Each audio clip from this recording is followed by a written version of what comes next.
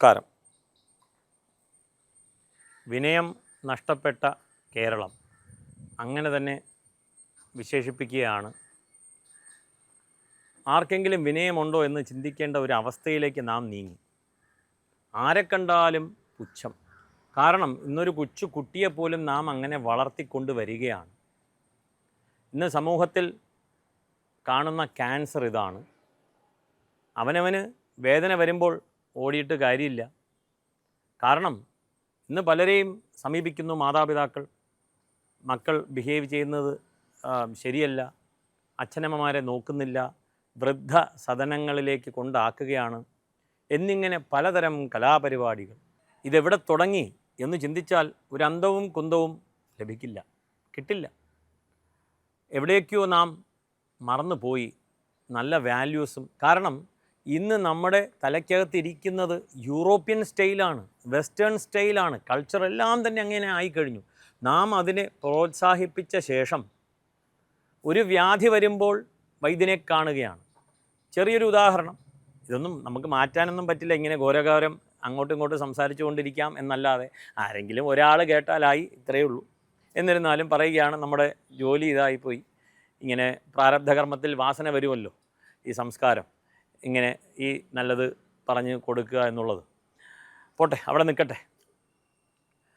നമ്മൾ ഈ ഒരു വിഷയത്തിലേക്ക് വരുമ്പോൾ ഒരു ചെറിയ ഉദാഹരണം, വെസ്റ്റേൺ ടോയ്ലറ്റ് എടുക്കാം, ക്ലോസറ്റ് എടുക്കാം.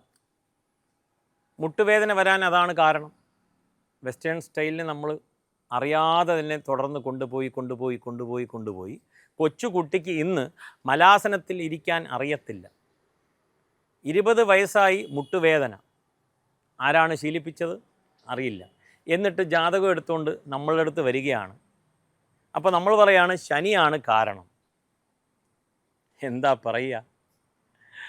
ഒരു വിഷയം, വീട്ടിൽ ഡൈനിങ് ടേബിൾ വന്നു, ഓരോരുത്തരും അവനവൻ്റെ സമയത്തിന് വന്ന് കഴിച്ച് മുന്നോട്ട് പോവുകയാണ്.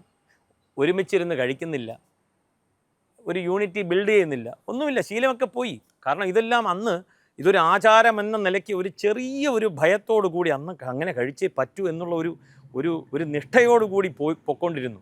അന്ന് കുറച്ച് വിനയമൊക്കെ ഉണ്ടായിരുന്നു. ഇന്നെല്ലാം കാറ്റിൽ പറത്തി അവരവരുടെ ഇഷ്ടത്തിനായി. ഡൈനിങ് ടേബിൾ വന്നു, താഴെ ചമ്രം പടിഞ്ഞിരിക്കാൻ അറിയത്തില്ല, മുട്ടുവേദന. കാരണം കുട്ടികൾ അങ്ങനെ ശീലിപ്പിച്ച് വരികയാണെങ്കിൽ ഒരിക്കലും മുട്ടുവേദന വരത്തില്ല. ഇനി വയസ്സുകാലത്ത് ആർക്കെങ്കിലും വരും, അതിനെ ഇതുമായിട്ട് ബന്ധിപ്പിക്കരുത്. കാരണം അങ്ങനെയും ഒരു ഒറ്റപ്പെട്ട സംഭവമൊക്കെ വിശേഷിപ്പിക്കുന്ന നാടാണ് കേരളം. ഇതെങ്ങനെ സ്വീകരിക്കണം, ഒരു മെസ്സേജിനെ എങ്ങനെ സ്വീകരിക്കണം എന്ന് പോലും ഇനിയിപ്പോൾ പറയാൻ പറ്റാത്ത അവസ്ഥയിലേക്കായി. ഇവിടെ പറയുവാനായിട്ട് ഉദ്ദേശിച്ചത് വിനയം എങ്ങനെ ശീലിപ്പിക്കണം എന്നുള്ളതാണ്. വീടുകളിൽ നിന്നാണ് ഇതിൻ്റെ തുടക്കം. അച്ഛനമ്മമാരും എങ്ങനെയെങ്കിലുമൊക്കെ ജീവിക്കുകയാണ്, ആ ലെവലിലേക്ക് പോയി അവരെ കൊണ്ട് ലാസ്റ്റ് വൃദ്ധസദനത്തിലാക്കുകയാണ്. എന്നിട്ട് മകനെ കുറ്റം പറയുകയാണ്. നമ്മുടെ ജീവിത രീതി ഒന്ന് തിരിഞ്ഞു നോക്കിയാൽ മനസ്സിലാവും, നമ്മൾ ശരിയായിരുന്നു എന്നുള്ളതാണ്. നമുക്ക് ജീവിതത്തിൽ ഒരാളെ മാത്രമേ മാറ്റുവാൻ സാധിക്കുകയുള്ളൂ, അത് നമ്മളെ തന്നെയാണ്. അങ്ങനെ നോക്കിക്കഴിഞ്ഞാൽ ഞാൻ ഇന്ന് ആഗ്രഹിക്കുന്നത്, ഇന്ന് സമൂഹത്തിൽ ഞാൻ സത്യസന്ധനല്ല, പക്ഷേ എനിക്ക് സത്യം അറിയണം. I am not truthful but I want to know the truth. ഇതാണ് ഇന്ന് സമൂഹത്തിൽ നടക്കുന്നത്. എല്ലാവരുടെ സത്യവും എനിക്കറിയണം, പക്ഷെ ഞാൻ രാവിലെ മുതൽ വൈകിട്ട് രാത്രി വരെ ചെയ്യുന്ന പ്രവൃത്തിയെല്ലാം തന്നെ അസത്യമായിട്ടുള്ള വിഷയങ്ങളാണ്.